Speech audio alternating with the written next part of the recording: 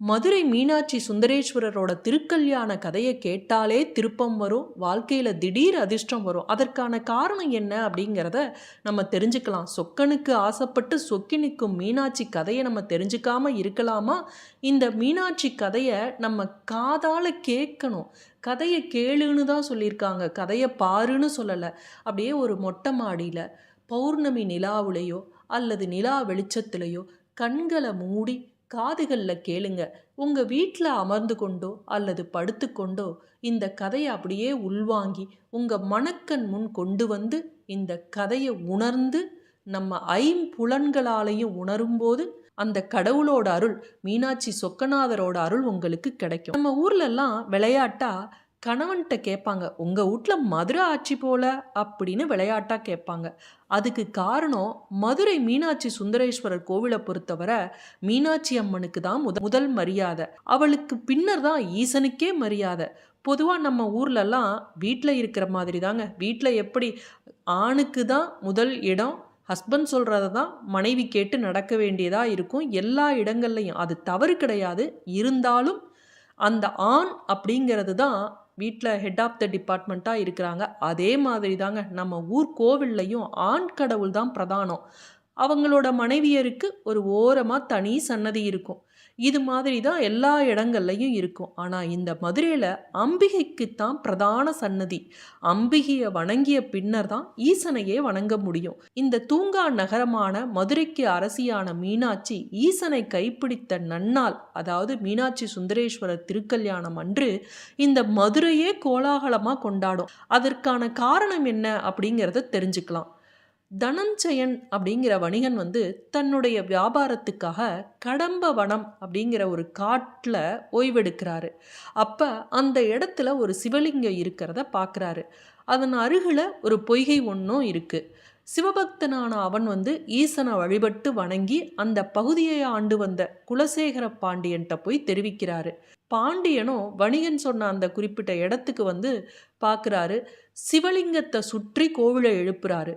கோவிலை சுற்றி மதில் அகழியுடன் கூடிய பெரிய ஊரை உருவாக்கணும்னு ஆசைப்பட்டு ஈசனிடம் வேண்டி நிற்கிறாரு. தனது ஜடை முடியில் இருக்கக்கூடிய கங்கை நீரை எடுத்து அந்த தண்ணியை தெளித்து அந்த இடத்த அந்த ஊரை புனிதமாக்குனாரு. அதனால் மதுரையில் இருக்கக்கூடிய மக்களெல்லாம் புண்ணியம் பண்ணினவங்க. அந்த கங்கை நீர் பட்ட இடத்துல நீங்கள்லாம் இருக்கிறீங்க. தன் கழுத்தில் இருந்த பாம்பை எடுத்து பாண்டியனுக்கு இந்த நகரோட எல்லையை காட்ட விரும்பினாரு. அதை போடுறாரு. அந்த பாம்பு வளைத்து வாயால வாழ கவ்வி அந்த நகரை அடையாளப்படுத்தி காட்டியது. அதனால தான் மதுரைக்கு ஆலவாய் அப்படிங்கிற பெயர் வந்தது. குலசேகர பாண்டியனுக்கு பிறகு அவரது மகன் மலையத்துவஜ பாண்டியன் ஆட்சிக்கு வர்றான். அப்போ அவனோட பட்டத்தரசி காஞ்சனமாலை. இருவருக்கும் நீண்ட நெடுநாட்கள் ஆகியும் குழந்தை பாக்கியம் இல்லை. பாண்டியன் புத்திரகாமேஷ்டி யாகம் செய்கிறாரு. அதன் பலனாக யாக குண்டத்தில் இருந்து 3 வயது பெண் குழந்தையாக அன்னை உமா மகேஸ்வரி அவதரிக்கிறார். தடாதகை அப்படின்னு பெயரிட்டு அருமை பெருமையாக அந்த குழந்தைய வளர்த்து வர்றாங்க. நெருப்புல இருந்து வந்ததுனால தடாதகை அப்படின்னு பெயர். தடாதகை பெண் அப்படிங்கிற உணர்வே இல்லை. ஒரு ஆணை போல வளர்ந்து வந்தாள். சகல போர்க்கலைகள்லையும் தேர்ச்சி பெற்றாள். தக்க பருவம் வந்ததும் தடாதகைக்கு மீனாட்சி அப்படின்னு பெயர் சூட்டி மதுரைக்கு அரசியாய் முடிசூட்டினான் பாண்டியன்.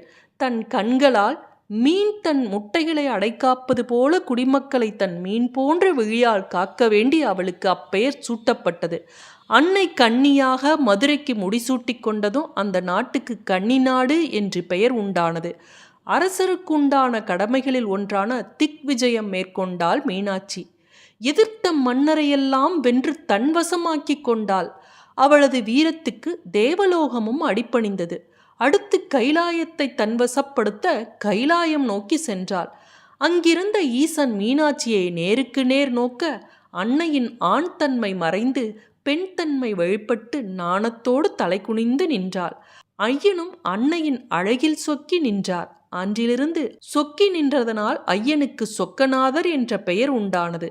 தன்னை மணந்து கொள்ள அன்னை கேட்க ஐயனும் செய்து கொள்வதாய் வாக்களித்து திருமண நாள் குறித்து மீனாட்சியை அனுப்பி வைத்தார். சதா சர்வகாலமும் சுடுகாட்டு சாம்பலை பூசியபடி மண்டையோட்டை அணிந்து பித்தன் என பெயரெடுத்த ஐயன் அன்னைக்காக நறுமண பொடியில் நீராடி தைலம் பூசி மையிட்டு தன்னை அழகாக்கி பொன்னாபரணம் சூட்டி பிரம்மா விஷ்ணு அகத்தியர் தேவேந்திரன் உட்பட 33 தேவர்களும் ரிஷி முனிவர்கள் நாரதர் புடைசூழ அன்னையை மணக்க வேண்டி மதுரை வந்தார்.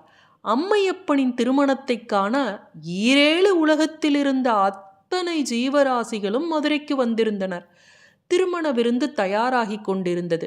பூரண அலங்காரத்தோடு ஐயனை வரவேற்ற அன்னை சிவனோடு வந்திருந்த சொற்ப எண்ணிக்கையில் வந்திருந்த ஆட்களை எண்ணி மனசுக்குள் எள்ளி நகையாடியபடி, இங்கு திருமண விருந்து தடபுடலாய் தயாராகி கொண்டிருக்கிறது.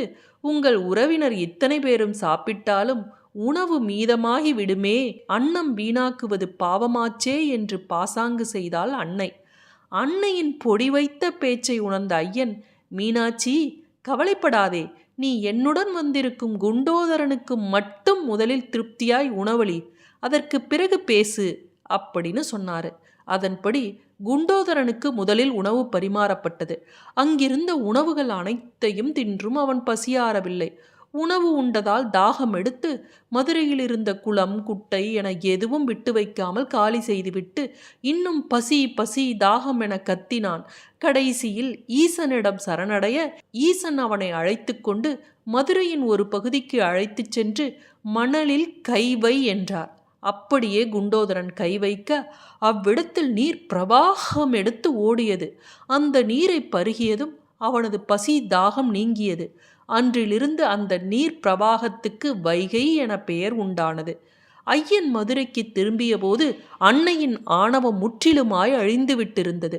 பிறகு ஈசன் அன்னைக்காக சர்வ அலங்காரத்துடன் அன்னைக்கு சற்றும் குறைவில்லாத பேரழகனாய் சுந்தரேஸ்வரராய் மாறி மீனாட்சியினை மணந்து மீனாட்சி சுந்தரேஸ்வரராக அருள் புரிந்தார். திருமண பரிசாக மதுரையை தொடர்ந்து ஆளும் பொறுப்பினை அன்னைக்கே விட்டு கொடுத்ததோடு மீனாட்சிக்கு நாட்டை ஆள்வதில் உறுதுணையாய் மதுரையின் மாப்பிளையாய் மதுரையிலேயே தங்கிவிட்டார். மீனாட்சிக்கும் சுந்தரேஸ்வரருக்கும் முருகன் அம்சத்தோடு உக்கிரபாண்டியன் பிறந்தான். அவனுக்கு தக்க பருவம் வந்ததும் அவனுக்கு முடிசூட்டி மதுரையை அவன் வசம் ஒப்புவித்து அம்மையும் அப்பனும் கைலாயம் திரும்பினர். அன்னைக்கு அளித்த வாக்கின்படி இன்றும் மதுரையில் அன்னைக்கே முதலிடம். மதுரை மீனாட்சி சுந்தரேஸ்வரர் கோவிலில் அன்னையை வழிபட்ட பின்னரே ஐயனை வழிபட வேண்டும். மீனாட்சி சுந்தரேஸ்வரர் திருமண வைபவம் சித்திரை மாசத்துல 12 நாட்கள் மதுரையில திருவிழாவா கொண்டாடப்படும். இந்த நிகழ்வை நம்ம கண்டுகளிச்சா திருமண தடை நீங்கும் என்பது ஐதீகம். பிள்ளை வரம் கிடைக்கும், தீர்க்க சுமங்கலி பாக்கியம் கிடைக்கும்.